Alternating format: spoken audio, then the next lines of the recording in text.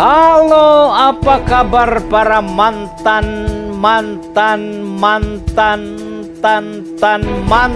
tim sukses gubernur, bupati dan wali kota? Bagaimana kabar kalian? Semoga baik-baik saja. Dan bagaimana? Apakah ada yang sudah sukses? Kalau ada yang sudah sukses, alhamdulillah. Tetapi bagi yang belum sukses, kami hanya ingin mengingatkan, jangan sampai kecil hati, apalagi patah hati. Terpenting lagi, jangan sampai sakit hati. Karena kalau sakit hati, sangat dekat dengan berbagai komplikasi penyakit. Di antaranya darah tinggi, kolesterol, dan akan sangat berbahaya kalau sudah kena stroke. Sebab kalau sudah kena stroke, sangat dekat dengan keok. Kembali lagi, kami hanya mengingatkan saudara-saudaraku, kalau pernah menjadi tim sukses, anggaplah semua itu sudah berlalu. Karena apapun perjuangan Anda, apapun kerja keras Anda, semua itu hanya untuk memperjuangkan kepentingan mereka yang sudah duduk. Jadi kalau mereka yang sudah duduk tidak mengingatkan Anda, tidak peduli dengan Anda, ya nggak apa-apa. Yakinlah, besok pasti akan ada lagi. Mereka pasti akan mencalonkan lagi, dan mereka masih berharap Anda akan menjadi tim suksesnya lagi. Tapi ingat, jangan mau dibohongin lagi. Baiklah sahabat M2TV dimanapun Anda berada. Kali ini kami akan mengulas tentang menjemput Provinsi Khusus Pulau 7. Tetapi sebelum kami lanjutkan ulasan ini, jangan lupa subscribe, like, dan komen konten-konten M2TV, biar kami akan tetap eksis untuk memberikan info-info menarik yang tentu akan menghebohkan. Menjemput Provinsi Khusus Pulau 7. Menjemput dalam Kamus Bahasa Indonesia artinya mengambil, menangkap, dan atau sesuatu yang bergerak atau digerakkan menuju ke media yang sedang menunggu. Provinsi dalam bahasa Belanda disebut provincies, yang asal muasalnya sebenarnya berasal dari bahasa Latin, lalu dipergunakan pertama pada zaman Kekaisaran Romawi. Provinsi secara etimologi adalah satu teritorial atau wilayah administrasi pemerintahan di dalam wilayah negara. Bagi negara-negara berbentuk federal sering disebut negara bahagian. Di Indonesia setelah reformasi dan dengan adanya semangat otonomi daerah, lahirnya Undang-Undang Nomor 22 Tahun 1999 tentang pemerintahan daerah atau Undang-Undang Otonomi Daerah. Implementasi daripada Undang-Undang Otonomi Daerah telah terjadi pemekaran daerah, termasuk Provinsi Kepulauan Riau yang dibentuk berdasarkan Undang-Undang Nomor 25 Tahun 2002 tentang pembentukan Provinsi Kepulauan Riau, yang merupakan penggabungan dari Kabupaten Karimun, Kabupaten Bintan, Kabupaten Lingga, Kabupaten Anambas, dan Kabupaten Natuna, serta dua kota masing-masing, Kota Tanjung Pinang dan Kota Batam. Khusus dalam Kamus Bahasa Indonesia artinya sesuatu yang spesial, tersendiri, lain daripada yang lain. Provinsi khusus artinya satu pengakuan dari negara terhadap satu daerah yang memiliki kekhususan, misalnya sejarah, budaya, letak geografi, dan hal-hal lain yang dianggap khusus. Contoh daerah khusus istimewa Yogyakarta atau daerah khusus ibu kota Jakarta dan beberapa provinsi yang ada di Indonesia.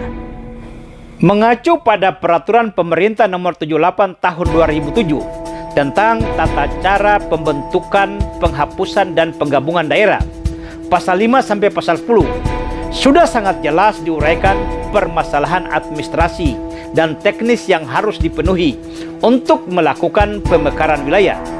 Di antaranya, syarat mutlak pembentukan provinsi harus minimal memiliki 5 kabupaten kota atau wilayah pemekaran setidak-tidaknya telah menjalankan pemerintahan selama 7 tahun. Lalu tentu kita akan bertanya, mengapa masyarakat Pulau Tujuh begitu kekeh meminta pemekaran provinsi khusus Pulau Tujuh? Apakah kedua kabupaten ini memenuhi syarat untuk membentuk provinsi khusus? Pertama sekali, kita harus meletakkan sudut pandang kita secara universal bahwa setiap pemekaran daerah bertujuan untuk meningkatkan kesejahteraan masyarakat daerah melalui peningkatan kualitas dan kuantitas pelayanan masyarakat, pengelolaan dan pemanfaatan potensi daerah sebesar-besarnya sebagai sumber pendapatan daerah. Dan kita harus bertanya, apakah ketika Kabupaten Natuna terbentuk, Kabupaten Kepulauan Anambas terbentuk, dan bergabung dalam Provinsi Kepulauan Riau, masyarakat Natuna dan masyarakat Kepulauan Anambas mendapat perhatian khusus dari pemerintah Provinsi Kepulauan Riau? Jawabannya tidak. Jujur kita harus berkata, pemerintah Provinsi Kepulauan Riau sedang terlena dengan letak strategi Kota Batam, Kabupaten Bintan, Kabupaten Karimun. Orientasi kebijakan sebagian besar tertuju kepada ketiga daerah ini. Natuna, Anambas, Lingga hanya menjadi pelengkap dari kebijakan. Pemerintah Provinsi Kepri tidak sadar bahwa Laut Natuna dan Laut Kepulauan Anambas sedang diperebutkan dunia internasional karena kekayaan alam yang berlimpah, baik hasil laut maupun sumber daya gas dan minyak yang dimilikinya. Hampir 20 tahun pemerintah Provinsi Kepri sudah menjalankan pemerintahan. Dalam 20 tahun itu banyak sekali perusahaan-perusahaan minyak melakukan eksplorasi dan eksploitasi gas dan minyak di Natuna. Atau tanah leluhur Natuna, Anambas sudah menyumbangkan dana bagi hasil yang besar untuk Provinsi Kepulauan Riau. Pernahkah Provinsi Kepri berpikir untuk melanjutkan nasib generasi muda, anak-anak muda, putra-putri yang berada di Natuna dan di Kepulauan Anambas? Orang berbondong-bondong dari berbagai mancanegara dan seluruh penjuru Nusantara datang bekerja di Natuna dan Anambas. Mereka bekerja mendapatkan gaji yang besar di perusahaan-perusahaan minyak yang ada di sana. Lalu anak-anak daerah putra-putri Natuna dan Anambas hanya bisa mengelus dada menjadi penonton di negerinya sendiri. Mereka disuruh mencari makan sendiri, melaut sebagai nelayan dan pekerja buruh serabutan hanya untuk mempertahankan kehidupan. Lalu kapan majunya anak daerah? Saya memiliki satu pengalaman pada tahun 1995. Pada saat itu saya menjadi pekerja sosial masyarakat untuk suku terasing di Irian Jaya atau Papua sekarang, tepatnya di Kabupaten Sorong. Pada saat itu di Kabupaten Sorong ada investor atau perusahaan kayu lapis akan membuat pabrik kayu lapis besar di daerah itu. Dengan sigap pemerintah Kabupaten Sorong membuat satu perjanjian dan mengharuskan investor untuk menyekolahkan anak-anak di Sorong atau di Irian Jaya dalam waktu 1 tahun bidang operasional pabrik yang akan dibangun oleh mereka. Pemerintah Kabupaten Sorong juga menegaskan bahwa karyawan level manajer dan supervisor atau koordinator perusahaan wajib memakai anak daerah. Sedangkan untuk operator dapat diambil dari luar daerah. Alhasilnya, semua anak-anak daerah yang disekolahkan di luar negeri ataupun di beberapa daerah di Indonesia balik ke kampung halamannya dan mereka bisa menjadi supervisor atau manajer di pabrik itu. Inilah satu fakta bahwa pada tahun 1995 masyarakat Irian Jaya, pemerintah kabupaten di Irian Jaya sana sudah berpikir tentang itu. Lalu ketika sudah tahun 2021 sekarang, mengapa sampai pemerintah kita di Kabupaten Anambas, di Kabupaten Natuna, di Provinsi Kepulauan Riau masih belum berpikir tentang itu?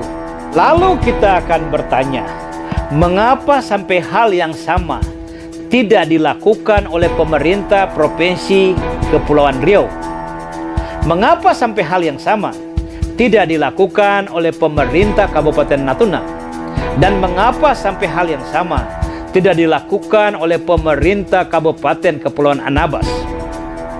Sampai kapan anak negeri akan tetap menjadi penonton di negeri sendiri?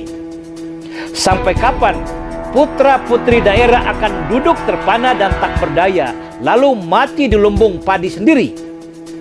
Ayo bangkit, putra-putri daerah Pulau Tujuh. Raihlah mimpimu. Gerbong kereta pembentukan Provinsi Khusus Pulau Tujuh sudah terbuka. Tombol lampu hijau sudah ditekan oleh Presiden Joko Widodo. Alasan Presiden daerah Pulau Tujuh akan dibangun banyak proyek strategi nasional bidang investasi dan pertahanan keamanan negara yang jumlahnya besar ribuan triliunan rupiah. Sangat wajar Provinsi Khusus Pulau Tujuh akan mendapat dukungan dari pemerintah pusat.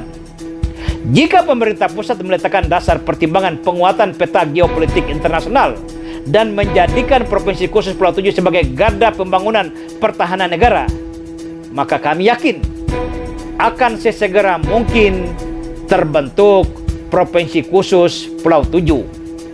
Saya membayangkan dengan kekayaan alam yang begitu berlimpah, masyarakat Pulau Tujuh akan menjadi The Little Brunei Darussalam in Indonesia. Penduduknya sedikit, kekayaan alamnya berlimpah, rakyatnya akan makmur. Tapi ingat, carilah tokoh-tokoh yang jujur dan amanah untuk memimpin daerahmu. Jangan sampai peluang pembentukan Provinsi Khusus Pulau Tujuh ini dimanfaatkan oleh oknum-oknum yang hanya mencari kekuasaan belaka, oknum-oknum yang hanya memperjuangkan kepentingan golongan dan keluarganya sendiri, dan oknum-oknum yang tidak bisa bertanggung jawab terhadap masyarakatnya. Ayo sama-sama kita dukung pembentukan Provinsi Khusus Pulau Tujuh. Selamat berjuang.